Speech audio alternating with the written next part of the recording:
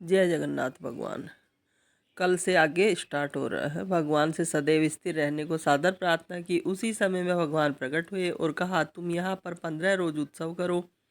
फिर एक बढ़ैया आवेगा, उसको तुम मंदिर में बंद कर देना। बाहर से खूब बाजा बजवाना, जिससे अंदर की आवाज़ बाहर किसी को सुनाई न दे।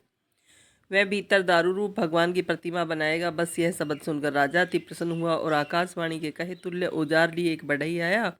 राजा ने उसी भांति उसको मंदिर में बंद करके बाहर राजा ने उत्सव किया, खूब बाजे बजवाए। तृतीय अध्याय समाप्त। चतुर्थ अध्याय। उसी समय देवतादि ने आकाश मार्ग से नृत्य गान करते हुए पुष्प वृष्टि किया। उस समय बलभद्र सुभद्रा युक्त श्री जगन्नाथ जी प्रकट हुए। तब मंदिर खोला गया और नारायण का सभी ने दर्शन पूजन किया और स्तुति करके राजा इंद्रधुम्न की बड़ी प्रशंसा की और निज स्थान को चले गए। बाद में राजा ने उस मंदिर को खूब ऊंचा भी बनवाया और नारद के साथ राजा विश्वासु और विद्यापति को साथ लेकर पुष्पक विमान में चढ़कर ब्रह्मा को बुलाने के लिए निमित्त ब्रह्मलोक को गए। वहां जाकर राजा ने इंद्रादि देवताओं को देखा।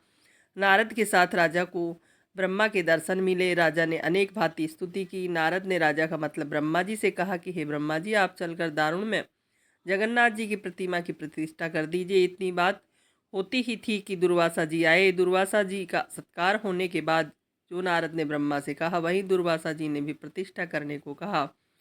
तब ब्रह्मा ने कहा कि हे समस्त देवताओं, तुम भी प्रतिष्ठा में आना, मैं भी चलूंगा। लेकिन राजा, तुम्हारी समस्त यज्ञ सामग्री वहाँ नष्ट हो गई है। कारण यह है कि तुमको वहाँ से आए कई मनवंतर बीत गए हैं। इसीलिए हे नारद, वहाँ पर सिवाय मंदिर और मूर्ति के कुछ भी नहीं रहा। आप शंख निधि पद्म निधि को साथ में लेकर वहां जाकर सामग्री इकट्ठा कराओ। बाद में आकर मैं प्रतिष्ठा करवाऊंगा।